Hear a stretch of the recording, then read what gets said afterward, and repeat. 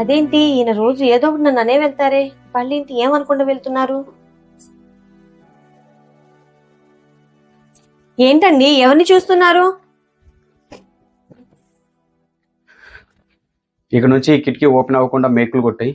ఇక్కడ ఏదైనా డోర్ కట్టను అడ్డు పెట్టు. ఏంటి, కిటికీ మూసేయాలా? ఎందుకండి? రోజు మీరు ఆ కిటికీలో నుంచి పక్కింటి అనితా గారిని చూస్తూ, ఆవిడ చూడు ఎప్పుడు చూసినా మేకప్ వేసుకొని ఎంత అందంగా ఉంటారో, నువ్వు ఉన్నావు ఎప్పుడు చూసినా జిడ్డు మొహం ఒకటి వేసుకొని అక్కడికి వస్తే చాలు చెమట వాసన వస్తూ ఉంటావు అని మీరే అంటారు కదండి. అలా కాదను, ఒకసారి ఇలారా.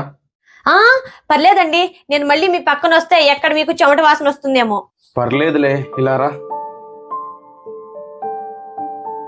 ఏం లేదను, పక్కింటి అనిత వాళ్ళ ఇంటికి పిలిస్తే వెళ్ళానను. ఆ ఇంటికి వెళ్ళిన తర్వాత ఆ ఇల్లు ఎంత గలీజ్గా ఉందో తెలుసా? ఏంటండి మీ ఇల్లు ఇలా ఉందని అడిగితే, మా ఆవిడికి అందం మీద ఉన్న పిచ్చి మా మీద, పిల్లల మీద, ఇంటి మీద లేదనేసరికి ఆ ఇంట్లో ఒక్క క్షణం ఉండలేకపోయాను. తిరిగి మన ఇంటికి వచ్చేసిన తర్వాత మన ఇల్లు నాకు ఒక స్వర్గంలాగా అనిపించింది. ఈ రోజు నాకు అర్థమైంది, ఎప్పుడు నువ్వు అందం గురించి కోరుకోలేదు, ఈ ఇంటిని, ఈ కుటుంబాన్ని అందంగా తీర్చిదిద్దాలి అనుకున్నావు. ఆ త్యాగాన్ని నేను ఇన్ని రోజులు గుర్తించలేకపోయాను. రత్నం లాంటి భార్యను పక్కన పెట్టుకొని రంగురాళ్ళ మెరిసే అందాన్ని నేను కోరుకున్నాను. నన్ను క్షమించు.